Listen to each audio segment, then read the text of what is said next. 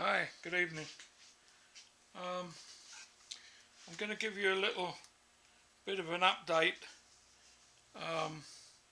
about what I've done and what I'm going to do now.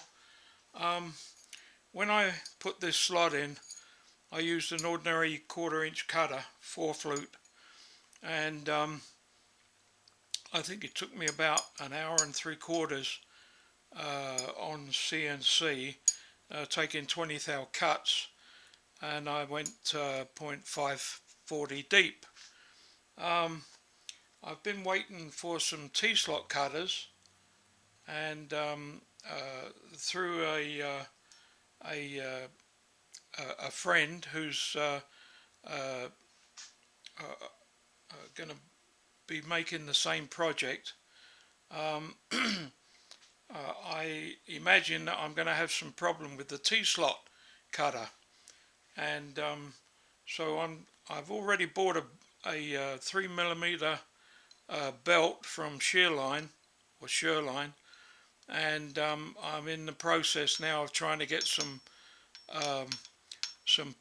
pulleys, a set of pulleys, to be able to use the 3mm belt, and I'm hoping that that's going to give me more power from the Shearline DC motor.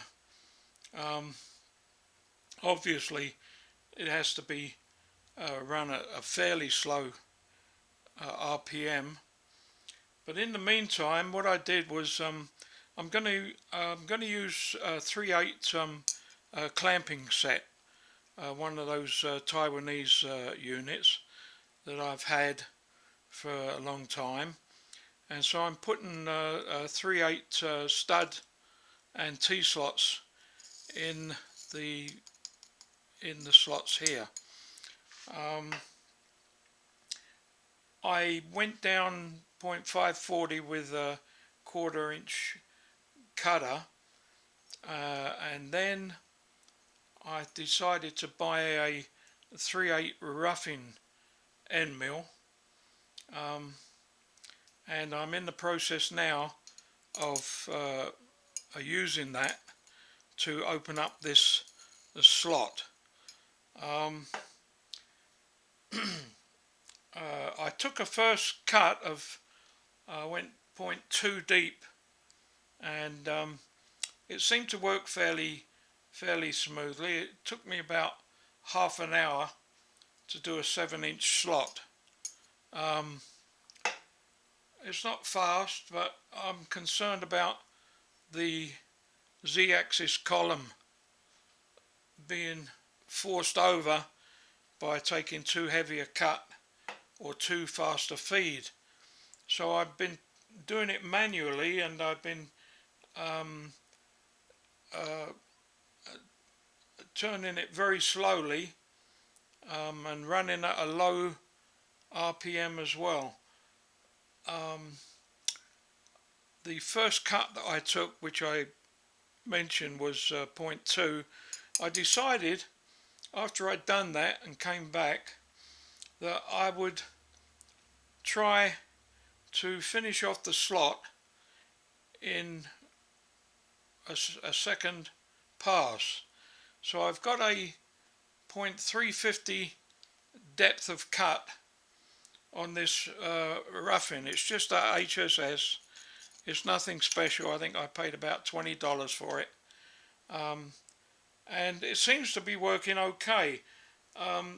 To ensure that I'm not running or feeding too fast, I've got a parallel bar that along here, clamped to the bench, and on that I have a small button magnet with a dial indicator, which is at this level here. The stylus is, where are we? Yeah, the stylus is round about here on the column, and it seems to be working okay at this particular point. So I'm keeping an eye on that, because if I see that move considerably, that stylus, then I'll know that the column has been, you know, forced over. So what I'm going to do now is I'm going to start the cutter, and I have a drip feed set up that I'm using. It's just an ordinary cheap thing with just a valve on the end of the hose here, and just drop in a few drops. You may be able to see them. I'm keeping the light away because I've had some of my videos where the light has been reflected back, so I don't know whether you can see, but it's starting to drip now. I've got a tropical tank valve up here with a bottle up on the drawers, metal drawers up here, so that it's just gravity fed. And so I'm going to start taking a cut now, and you'll see how it's going. Now this is a 0.350 depth of cut.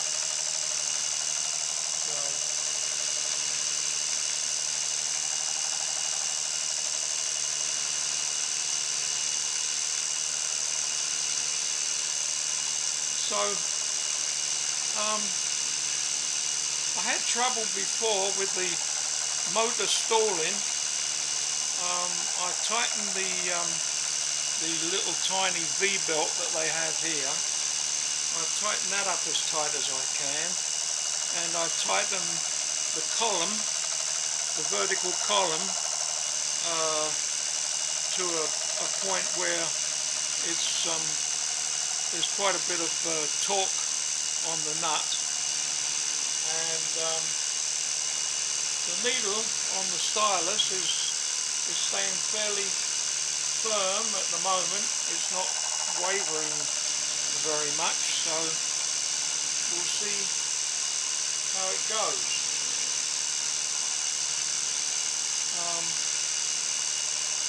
This is pretty tough stuff for a little milling machine like this, and I'm hoping I'm going to finish it off without too much problem.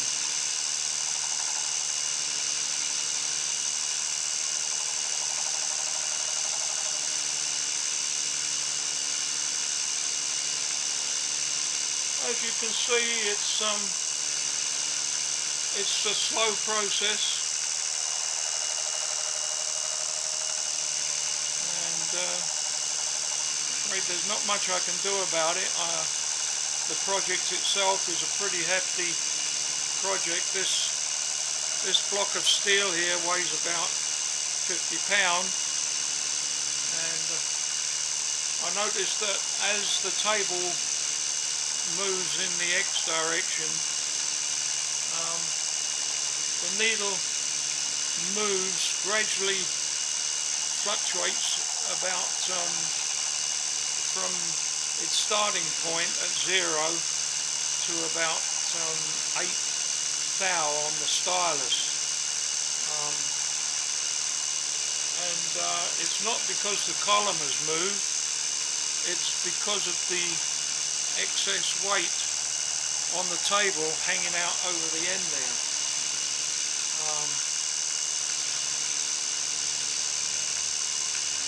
At the moment it's dropped from 0 down to 3 thou, 2 thou.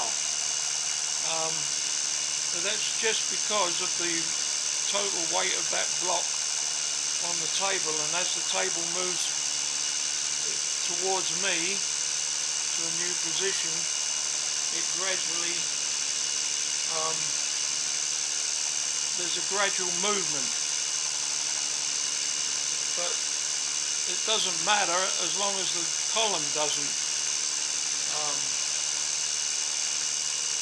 move. Yeah, it's still at 2, maybe 2.5. So I'm quite happy with these roughing end mills. I've used them before. I have used them before on a big machines, bigger, certainly bigger than this.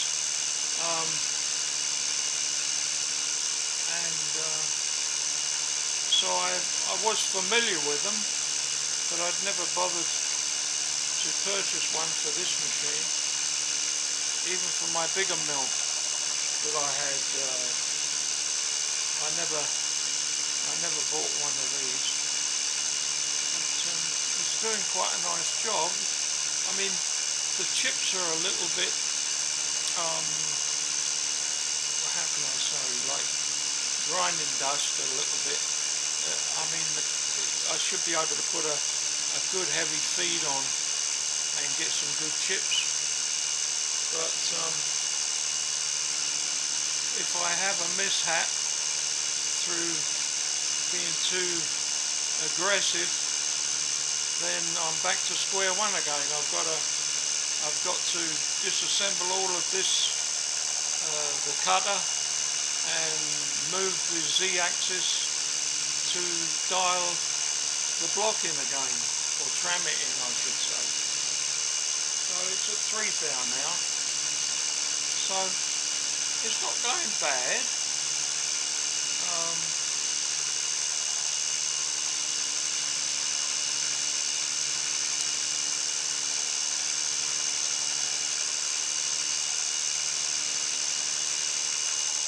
I started at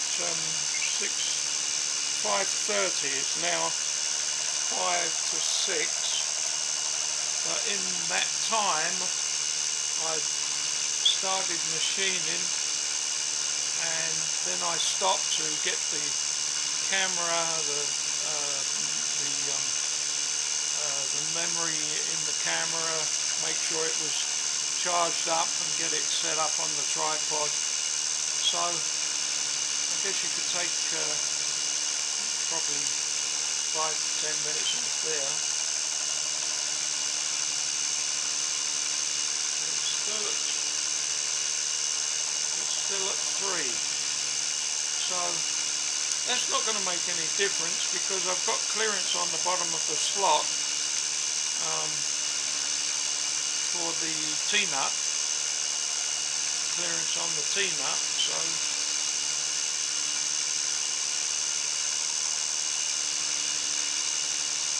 it's going pretty good. I don't know what the RPM is. I'll check that. I've got a RPM counter on the lathe, and but not on the mill. So I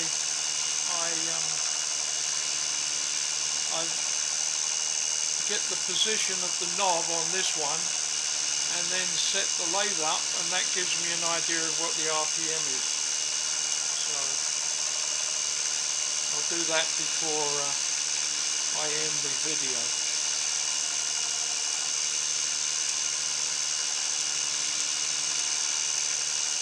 Oh, it's not bad. I'll be glad when I get the new pulleys system and I'm able to use the larger belt. I'm hoping to get the set that they just introduced onto the CNC lathe. I've just introduced the CNC lathe now, and they have a nice. They've increased the belt size. It looks like 3mm, and they've got 2 nice 4-step pulleys.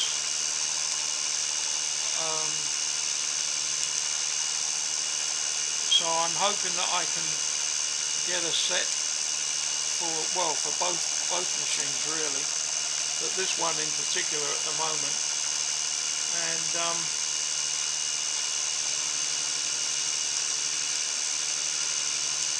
set it up. I'm at 3.5. No, I'm still at 3.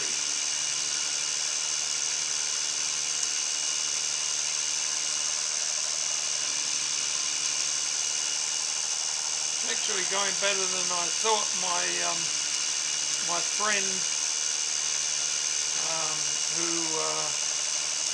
I'm keeping in touch with, he's already done some test pieces on the Taig as well, and he's had some problems with the column moving and the motor stalling. Well, not actually the motor, but the spindle and the cutter stalling. So, but that was with a T-slot. A T-slot is a T-slot cutter is going to be a bigger problem than something like this. So I think my intention is that I'm going to open up this slot for the T-nut that I have. I think it's 440.440 across, and so I'm going to make the slot to 440, and then with the smaller shank on the T-slot cutter, I should be able to move the shank. I'm not sure exactly what the size is now, but I can move it over so that it's just barely touching the side of the slot, and that will give me that means that the cutter will be cutting not central but set over, and I'm hoping that that's going to improve the situation. Otherwise I don't know what I'm going to do if that doesn't work.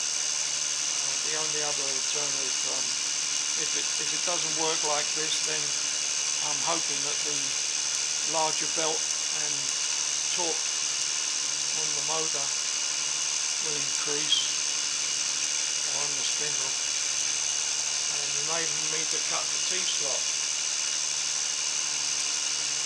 It would be nice if I could use it as a CNC operation, but with the T-slot I don't quite like the idea in case something happens and the Z column wants to move up to safe distance. So, and I'm not all that expert in CNC work. We're at 4 now, so I guess if you think about it, the table is kind of rocking. It's rocking backwards and forwards as the weight is positioned in another area. Fourth hour. I think you can see my hand and the amount of feed that I'm applying.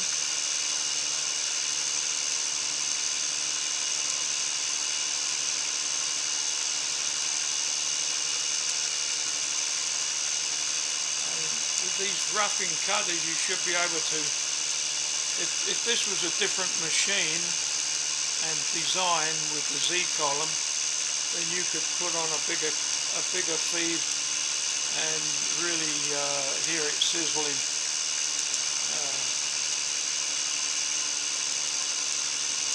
It's pretty good, these roughing cutters.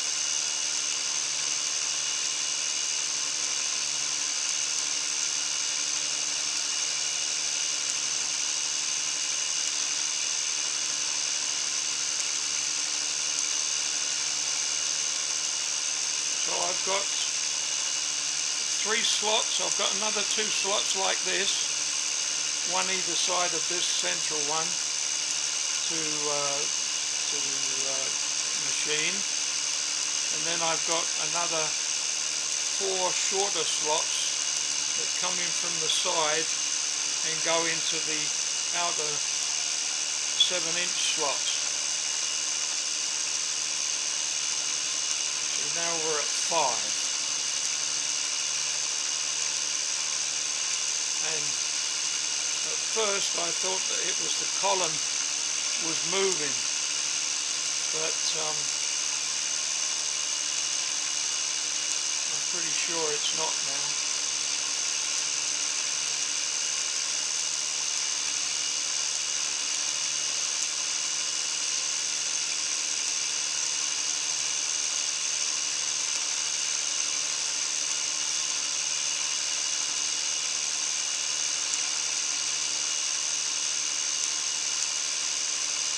So 4.5 to 5.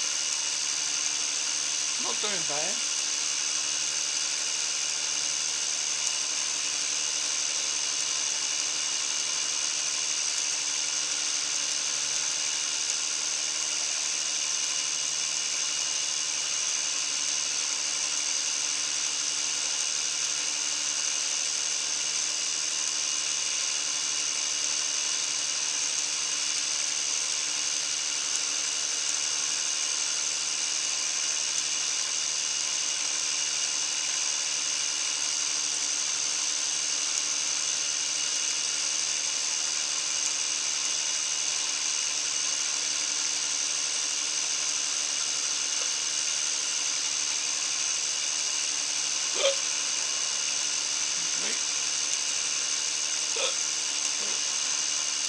It's starting to get cold here.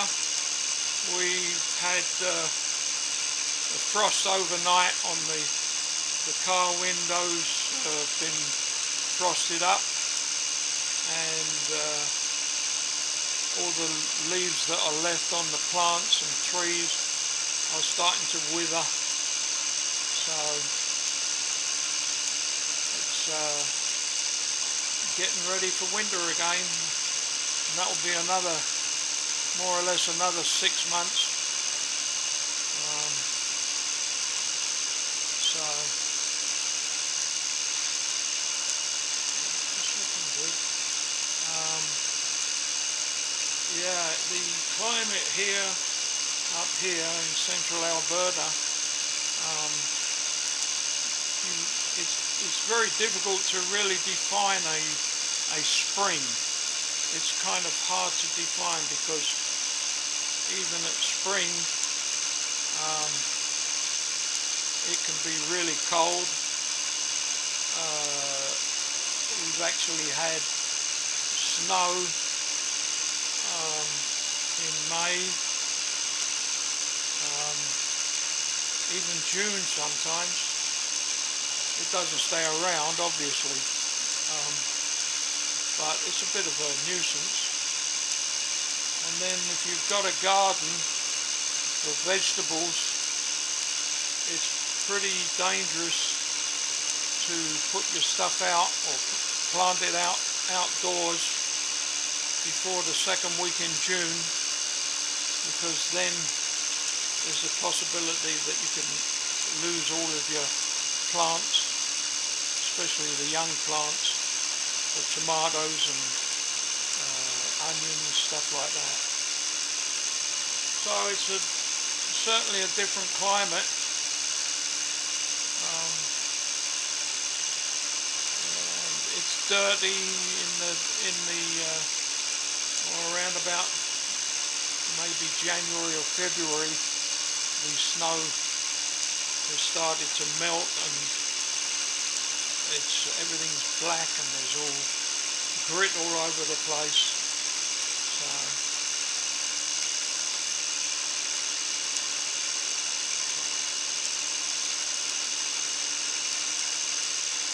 So it's going to be done very shortly. I bought two T-slot cutters. I bought a 1/4 inch, a Quelcast, made in England, and that's a pretty good established tool supplier. So I bought one of those for a 1/4 T-slot. I'm hoping that will give a bit of relief for the 3/8.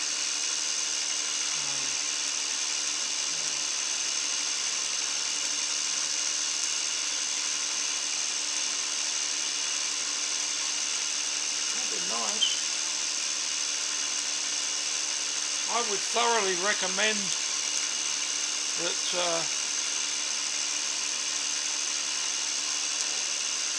you all at least have 1 or 2 roughing end mills in your toolbox. They're pretty nice. Certainly move the metal without too much stress. Getting close now.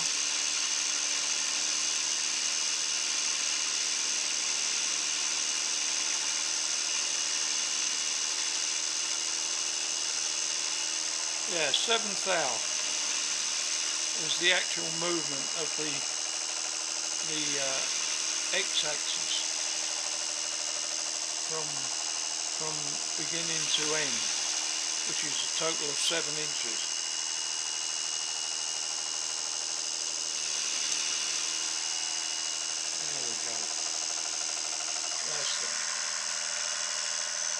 I think I'll wind it up. No, I think I'll go back out. I'll switch it off first and clean the slot.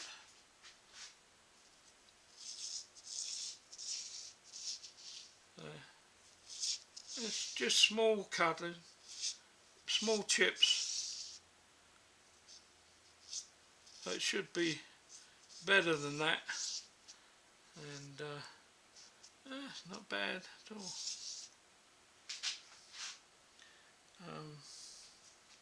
Okay.